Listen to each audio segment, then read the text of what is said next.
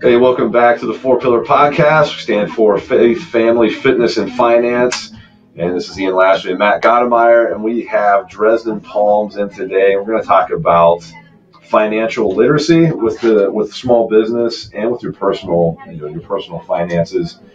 Just to go over some tips, some tricks, and some basic knowledge of what you need to know if you're doing your books, or you're keeping your checking account balance, and all that good stuff.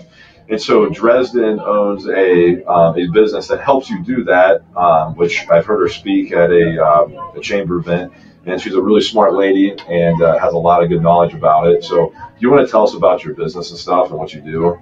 Of course. So my business is primarily focused on helping small business owners really get the foundation established with their business finances. So for those who are just starting out, I offer a financial foundations training where I really put them in doing their own bookkeeping themselves, giving them a checklist. That way they know all of the tasks that they need to do each month and kind of empowering them on what their financial reports are really telling them. And then for those who are ready to kind of grow and scale, I do offer outsourced bookkeeping options for them as well. Very cool. And how long have you been doing that for? I have been an accountant for about 6 years, but I just recently started my business over a year ago. So. And is that in town? It is. So I actually live in Fredericktown, and I currently am working out of my home. Okay. But one day I hope to get an office space. Right, gotcha. So when you hear people start talking about their finances and stuff like that, what's like the number one question you have somebody ask you that's that deals with just their personal finances or their business? Like, what's the number one thing you get asked and that you give a solution for? So the number one problem that I get is they have hesitation. Like, how do I even get started? They don't know where to even begin on trying to manage their finances because they don't have that foundation there. So what becomes a small problem, it really just compounds with the longer that they try to put it off because they don't have the pieces in place to manage it each month or each quarter on an ongoing basis. So my best piece of advice is to break it up into small, digestible chunks. That way you're going in a little bit more frequently, but it's not quite so consuming when you're trying to sit down and actually do the work. Right, and that's basically what financial literacy is, right? Of what you said, yeah, knowing some basic terminology or what's going on with your finances. So with that, so what do you recommend someone that's starting a small business or their personal finances? Like if you had like a little checklist, like these are like the basic things that you should know how to do, or what are those things or you need to do? Sure. So the first thing I always like to tell business owners is to keep their personal and their business finances separate, especially as an LLC. It's even more crucial. Once you start commingling in your bank accounts or using a personal credit card for both personal and business expenses, that makes your bookkeeping a lot more complex, and it actually can cause them to pierce their corporate veil, which makes them subject to like their house or their car or their personal lives would then be eligible for their business. So that's my first step, is to get a separate checking account, even if it's not in the business name. It's just one account that's delegated for business purposes.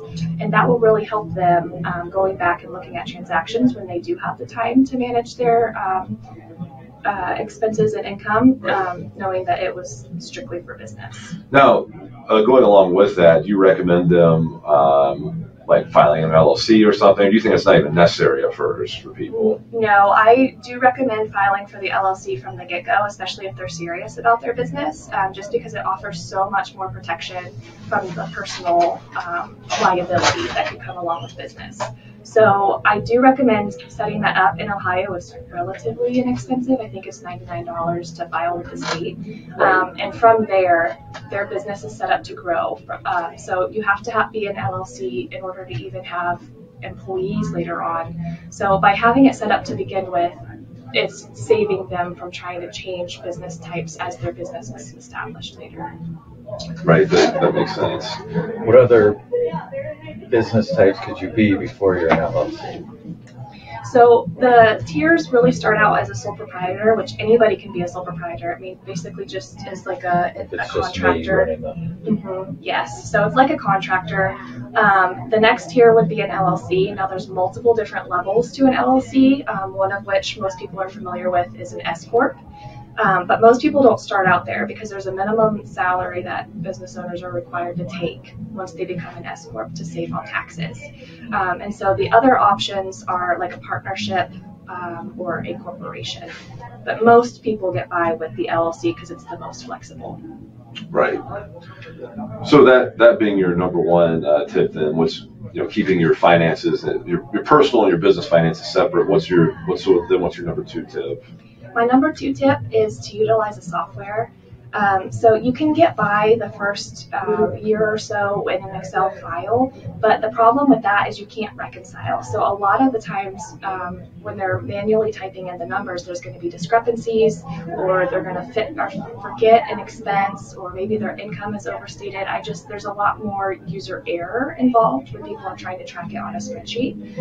I know that there's some other software like Wave and FreshBooks, but to be honest, I recommend starting out with QuickBooks. That way they have a system that's going to have all of their history and that's going to grow with their business. So you can kind of pick and choose your package and upgrade it as you need, but to have that foundation there so you can really be empowered with like comparative financial reports, I think it's best to just start with a subscription. Yeah, actually, when I first started my business, 2016, that's what I actually used, was just a like Google Sheet sort of the first like 2 years. And yeah, it was a mess when you asked my wife when she started helping me, doing stuff. And the first thing I had her do was like try to reconcile the spreadsheet from the bank account. And I was kind of always like, well, we don't need QuickBooks. It's like you got to pay like $20 a month or whatever, and then but really at the end of the day, you pay $20 a month. It saves you a lot of time and headache, especially if you start picking up a lot of transactions just going through and stuff like that. It does. It's very intuitive, so it saves you a lot of time, because when you're using an Excel spreadsheet, you have to go in and manually type it all in. Right. In a software like QuickBooks, you can create rules, which is really going to save you like hours when you're trying to sit down and actually just plug in your expenses, because you can just click a box and accept it in, which saves you from typing all of that information manually. Right.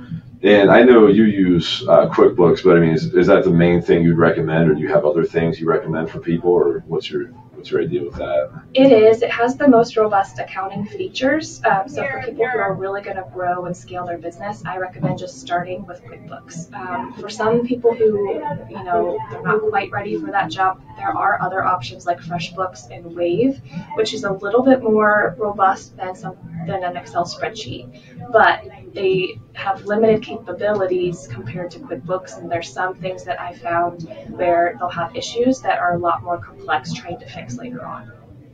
Gotcha. Do you use QuickBooks, Matt? I don't even know what QuickBooks is. If I'm being a little quiet today, it's because you're speaking a language I don't really understand. I just did think of something, though. Do people come to you mostly like before they even start their business, or after it's gotten off the ground a little bit and they find like they need some professional help with all this? So I have both. I do have some friends who have reached out when they are just getting started, and I do like to get on a call. Like, it's very complimentary. I just want them to be set up with success. So I do offer the initial call to kind of give them some guidelines on some tips and tricks to get started. And I do also have a free resource, a free bookkeeping guide that kind of gives them like, hey, every single month you should look for these things. It's kind of like their baseline checklist. So I do work with some people who are thinking about starting.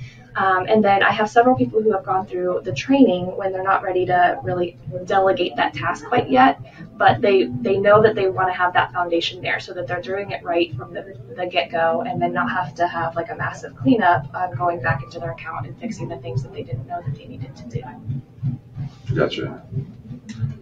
What's your, so we said like one, two, so like what's your third kind of, or if you have any more else, like I was saying, the basic, couple steps that you want someone to do or that they should do when they start your business. Do you have another one you'd recommend? Sure. So another tip is receipt management. A lot of the people that I encounter, they collect their receipts. It kind of gets crumpled up in their wallet, and then they just throw it in a shoebox to call it a day. And they're like, oh, I have the receipts. But, once it gets stuck in a shoebox, they get it's hard to read. And late as the years go by, it's like, oh, what was this really for? And then you're trying to read it and you're like, I don't know anymore. So then it's not really good proof if you ever got in an audit.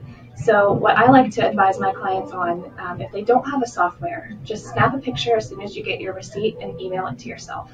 And then keep it in a folder of your email. That way, I like to do it by year. So all of my receipts are 2022, all of the receipts for 2023, and so forth. That way, if I ever needed to look back, it's a clean picture of that receipt. And then I can just search my emails. For those who are using a software like QuickBooks, you can download the app on your phone, and then it's a quick, you snap a picture and then it uploads into your QuickBooks account so that you can match it to the transaction. Yeah, I actually really like that tip. You'd absolutely love me. Mine's in coffee cans. You're talking about business receipts. Yes. Do you personally keep all your non-business personal receipts? No, there's no reason to keep those personal receipts. The only reason you're really keeping the business receipts is in case you ever got audited, that is your proof. Right. Otherwise, like if you don't have proof of what you're spending on and why, you could lose that deduction and then have to pay more tax. And then a good guideline is to keep those receipts for 7 years because that's as far back as the IRS can go to audit you. Yeah, sir. I heard like 3 or 4 years. Go back to 7. Yep, it's 7. Gotcha. What if all those receipts get burned up in a house fire randomly? They'll go through.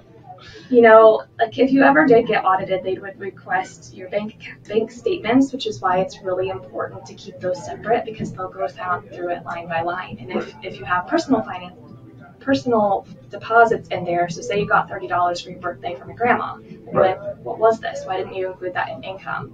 So that's why it's really important to keep business and personal separate, and then to have a system where you have like a digital copy or something to refer back to receipts. They would pick out a $30 check from your grandma and say, they sure would. Every little thing. Yeah, they probably literally check it, right? Mm-hmm. Like line by line, like every single one of them. Right. Someone's probably that's probably like their full-time job is to go line by line to check stuff, which would be absolutely miserable. But when you use a software, it really streamlines that process. Right. They have a lot more leniency, I guess, knowing that you've gone through, you've reconciled all of your accounts, you do have some sort of proof. So sometimes you can get by with them not diving into every specific line.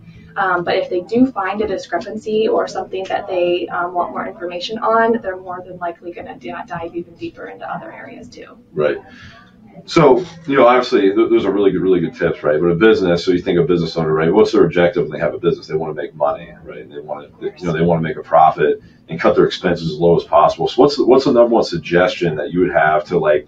Because obviously you've done this for a long time, accounting. What's like the number one thing you see that people are like overexpending on that they may not realize, or a way that those people could cut their expenses or maximize their profits in their business? Just what you saying, like like it's like the Netflix subscription that you have for 10 years that you never watched, or whatever, stuff like that. But you really just hit what I was going to talk about. Netflix subscription? Okay. Well, not necessarily Netflix, but a lot of people, you'd be surprised how many people sign up for a subscription that they think they're going to use, and then they forget about it, and they don't realize that they're still paying for it. So if you're going in and only looking at your transactions once a year to prepare for tax filing, you could have had 12 months of a subscription that you're paying for that you thought you would cancel, that you're never using anymore.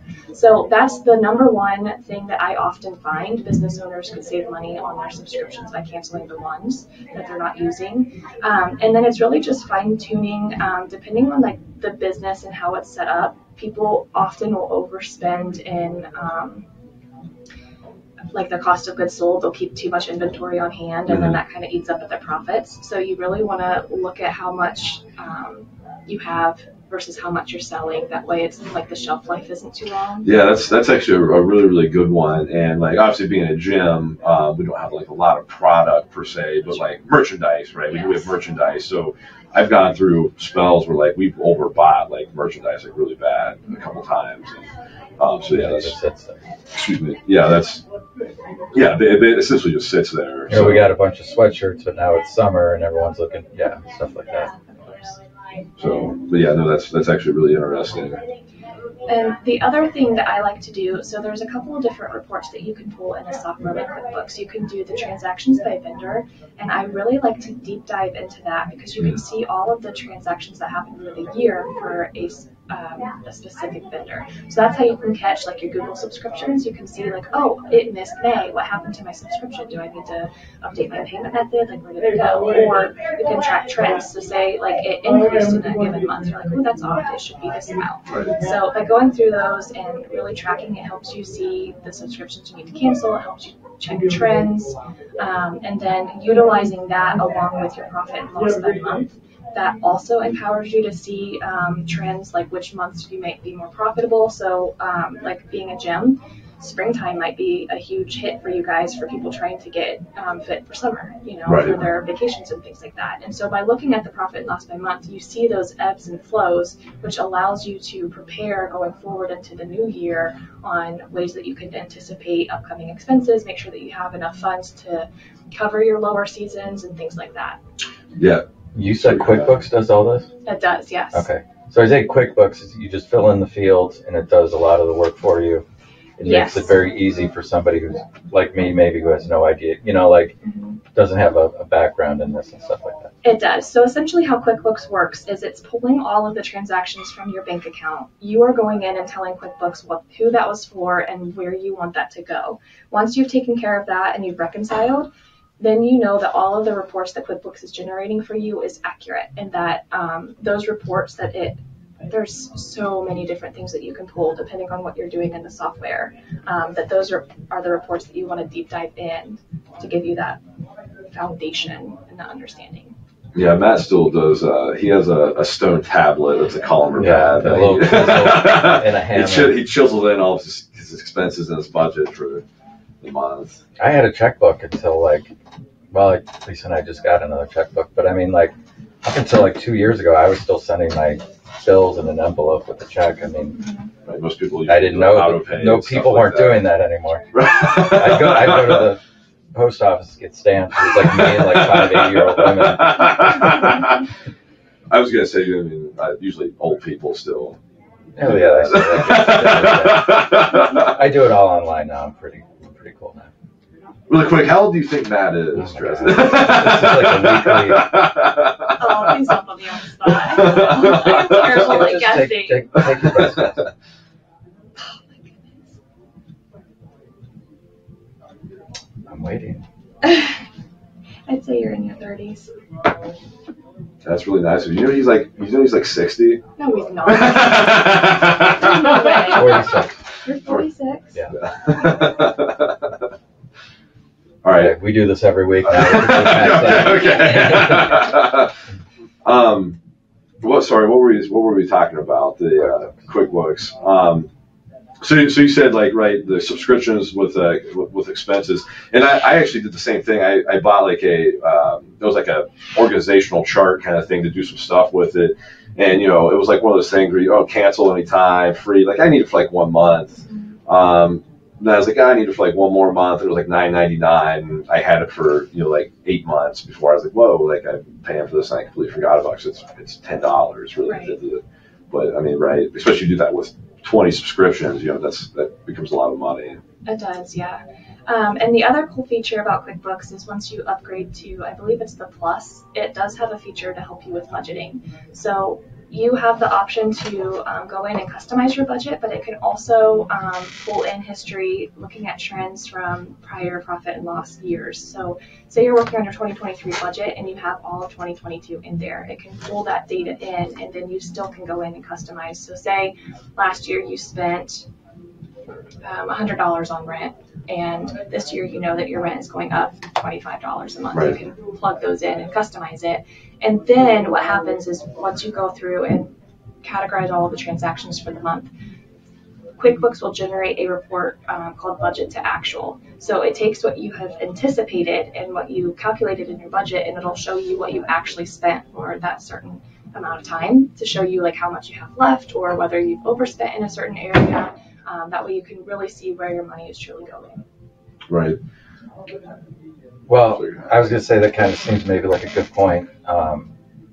to go into personal finances, or do you want to keep talking about the business side of things? Yeah, we can go into personal as well. And I had a couple questions here that they'll potentially go with this kind of goes with personal as well. Well, this one does. I'll start with this one.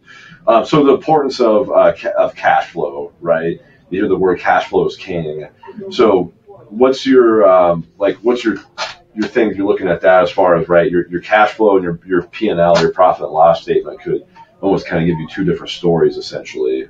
Exactly. Partially. So would you like to, I think that's really, really important, I think. So could you elaborate on that? Yeah. So a lot of business owners actually come to me confused. They look at their profit and their loss and say, hey, I see that I have this much profit, but I know that I don't have that much money in my bank account. What happened? So what happens with cash flow is it's really a blend between two financial reports. It's the balance sheet and the profit and loss.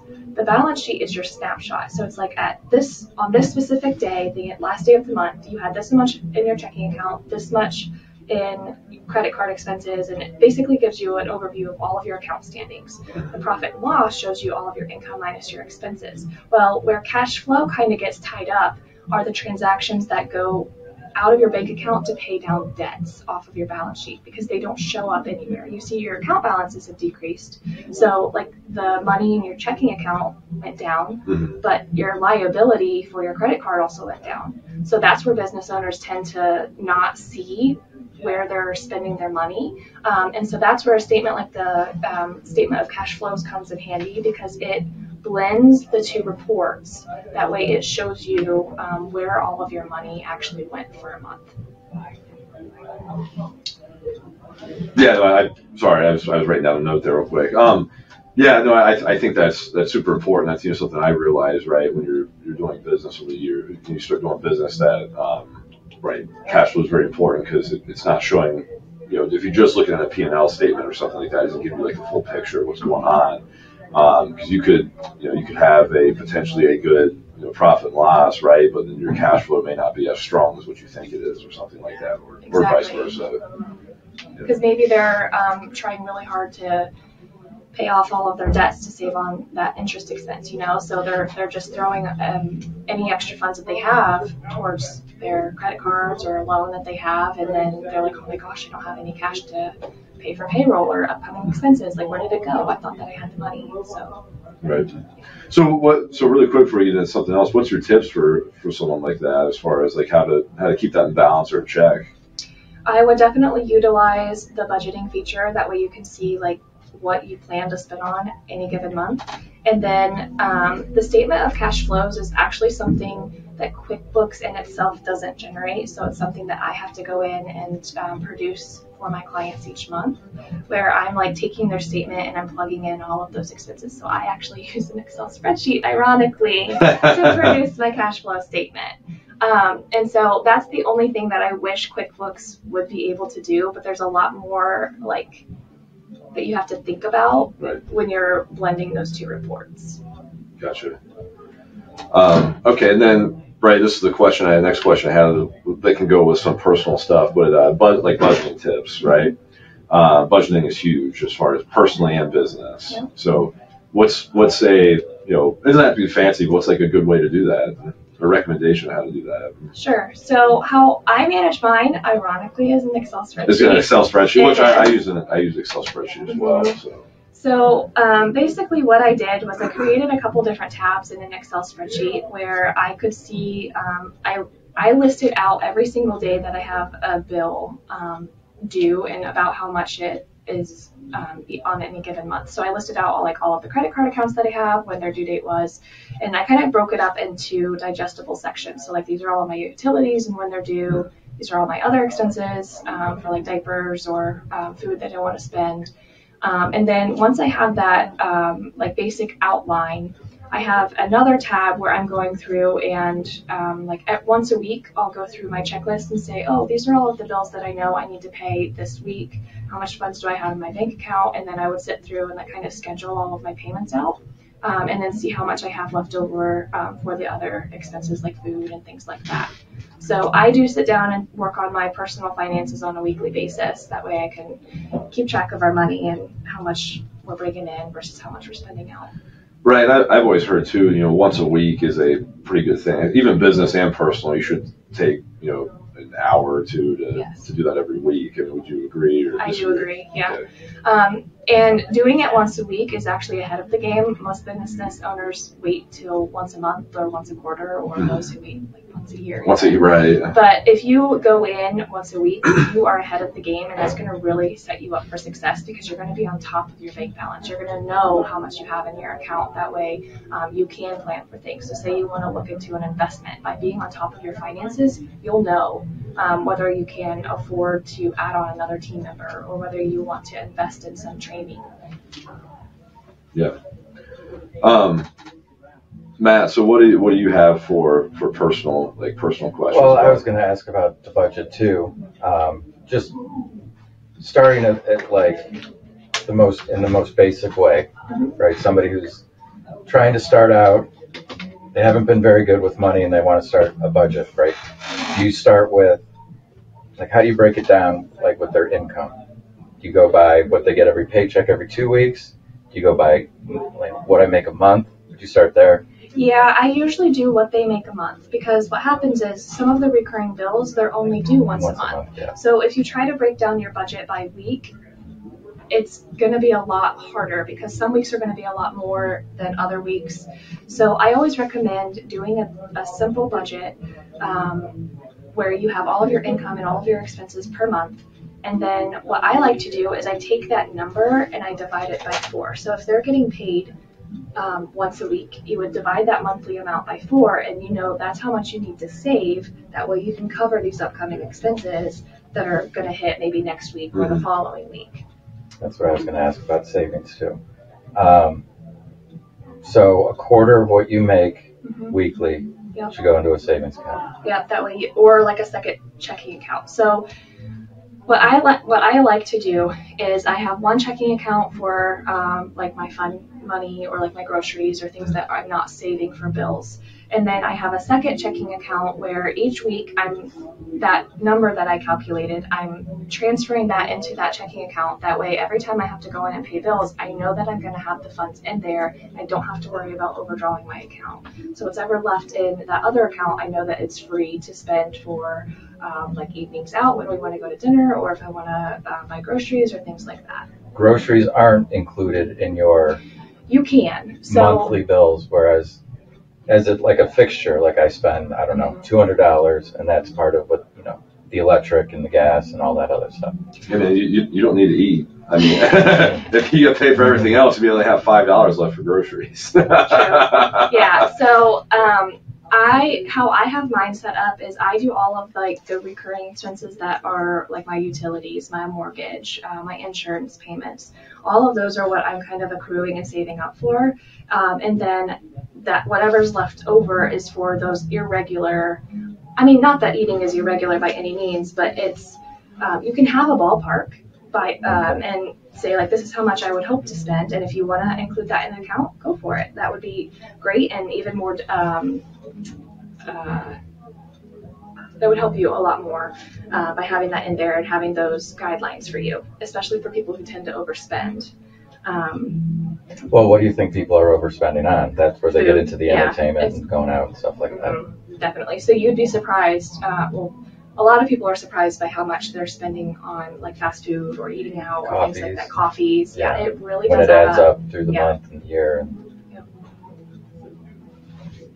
So do you say a certain amount of money should be set aside for these family nights out or with the girls or the guys or husband and wife, or do you just say we have it this month or we don't have it this month? You know what I mean? I think it's best to have a game plan where, especially for couples, that way they can get an agreement. But I use it as a guideline more so, not as like I can only spend this amount, no more. Right. So I think it's really important for couples, especially, to kind of sit down and plug in the numbers for everything, for food, for gas, for diapers and wipes, and get like a good guideline. And then, as you're going through your finances in a given month, say you needed to spend a little bit extra on groceries, okay, well then you're going to have to take that away from maybe your entertainment, or you're just trying to figure out like where you can pull that from and maybe spend a little less in another category. Gotcha. Do you get much into like investments and stuff? I do not. Okay, that's not your. Nope. Yeah. So what do you have like a recommended percentage of how much money someone should put back in like a savings? Or I know you said based like what we just talked about, but I'm saying this in general. Do you have recommendations for saving tips, stuff like that, or? Yeah. So once you have gone through and like created a budget, I would try to. So the goal is to get 3 months at minimum for all of your income for. Like however much you would make in a month, you want to have that much in savings for at least 3 months. 6 months is like the key. And so for people who don't have any sort of savings and really just getting started, it's rather than a percent, I try to look for what's doable for you guys. So when we sit down and do your budget, how much do you have left over that you would be comfortable trying to create this cushion for you? And that's really just what it is. It's like an emergency fund or that cushion. So if anything were to happen and you had no income, you know that you have 3 months worth at least saved to cover your expenses when you're trying to get back up and get your income regenerated. Right. And what are, or do you have any rules about when you can touch that and when you can't? Well, given that it's like an emergency fund, so if something came up where you had a plumbing emergency, that's when I would tap into it, because it's something that is completely irregular, that wasn't really something you could really plan for. It was an emergency plumbing situation. So that's the point when I would tap into that emergency fund, because that's what it's really for. It's for those things that come out of the blue. Rather than having to put it on a credit card, you know that you have those funds to cover those unexpected expenses, and then you just work again to rebuild that back up. So you would say emergency only. I mean, that can't be vacation money. You can. So you can actually set up more savings accounts. Okay. I would have one Separate. specific for your emergency fund only. And then you can have another savings account where you're just throwing money in whenever you have the extra, or if you want to really budget for that, you can. And then have that one delegated for like fund money for vacations and things like that. But the emergency fund, you really want to let that sit and use that for emergencies only. He told me once your checking and savings should be in different banks to keep you from. Wasn't it something like that? That's just a tip I use or whatever. So like like you're saying, this emergency fund or like a extra savings account, I put it at a completely separate bank, so it's inconvenient for me to go withdraw it for self control reasons. I mean I have pretty decent self control, I feel like, but I'm not even looking at it every day. So we have we'll deposit X amount of money into that account every month or something like that. So obviously it's inconvenience, but we'll take and deposit it. But if I need it, right? If I really need it, then I have to go to a separate bank and get it out, kind of thing. And it just kind of creates an extra kind of I'm not seeing it, whatever, and I'm depositing a certain amount in there every month. That is a great tip, because what happens when you have all of the money in the same account, kind of like you said, you can see it all. So you're like, oh, I have a lot of money. I'm okay. Like I can pull from my emergency fund. I'll just rebuild it back up. But if you have that, sometimes that doesn't happen. Yeah, exactly. So people who don't have that much self-control, they just want to spend any money that they see in there, and they think that it's okay. And it's really hard for them to try and save those goals to create that cushion, and then they result in just paying for those unexpected things on like a credit card, and then their debt starts to accumulate and build. Well, I also know that I can transfer from savings to checking on my bank app right here, but you can't do that between two different banks, right? You can if you set it up, but I think that what Ian is talking about, he doesn't want that option, so it's another barrier to kind of help him stay accountable. Right. Yeah, it's funny. I got in a fight with my father-in-law about that. He works at a CES credit union, so I was like, there was nothing wrong with CES credit union, but it was just like it was kind of inconvenient for me out of the way. It's not like my favorite bank. I shouldn't say that or not, but I was like, yeah, I guess I would set up a savings account there because it's so inconvenient. Or he's like, what's that mean? I'm like, yeah, man, I should stop. But but yeah, that's something I heard. So that's a great tip. Yeah, thank you. So before we wrap up here, do you have any last tips, hacks, or anything specifically that you'd like to share that you think is like you have to do this because this will help you achieve X or something like that? Yeah, so depending on how comfortable you are with your finances, I know there's a lot of people who have more of like that creative mindset. They are really afraid of data, of numbers, and they don't know what their financials are telling them. So what I would recommend is finding a person, whether that be a friend, a family member, or an accountant, anybody who can help you learn and understand. Because if you're going in blind and you don't have like that training or that foundation, you're just going to keep kind of struggling your way through. But once you have that knowledge, somebody who you trust to teach you these skills, because let's face it, it's a skill that you learn. Right. That is how you're really going to be empowered to take your business to the next level, rather than struggling and fumbling your way through, trying to figure it out on your own. Do you have an opinion on why we're not taught this in school for the most part? You're taught to be an employee, not a business owner. Yeah. So that's why they don't teach it in school. Right. I mean, they don't even teach like basic. I took a class where they had basic, how to balance a checkbook thing. But I mean, there was like in high school or what? Yeah, high school. Okay. High school. We didn't. Yeah. I mean, there's even any kind of financial, very little, just personal basic things. I feel like just learning interest rate, how it works and what it means, and you guys used a bunch of words that I don't. Cash flow, profit. I mean, there's reason, I guess maybe I don't need to know that stuff because I'm not a business owner, but to know, like, have an idea of what this all means would, I don't know, I feel like would have saved me a lot when I was younger, Yeah. And especially on the tax side of things, because a lot of people are trying to use software like TurboTax, but it's just not taught. Like, a lot of people are just kind of trusting the software and hoping for the best, thinking it's right and that it knows what it's doing. But a lot of business, or not even business owners, a lot of individuals are missing out on things because they don't have that training or that basic knowledge. Right. So yes, really quick, give us a shout out, like your business and everything. That what's your business name and Sure. phone number and all that stuff. Of course. So my business name is Palms Probooks. I have a website, palmsprobooks.com. You're more than happy to email me at dresden@palmsprobooks.com, or my business phone is 740-748-3070. Very cool. I'm also on Instagram and Facebook, so follow her on the gram, baby. No, thank you, Dresden, for coming in. I think that was really awesome. Thank you for sharing all that stuff. Of course, thank you for having me. Yeah, if you believe it, you can achieve it. We hope to see you in the gym soon. Very good. Where'd you go to college at? MBMU. Oh, really? Mm-hmm.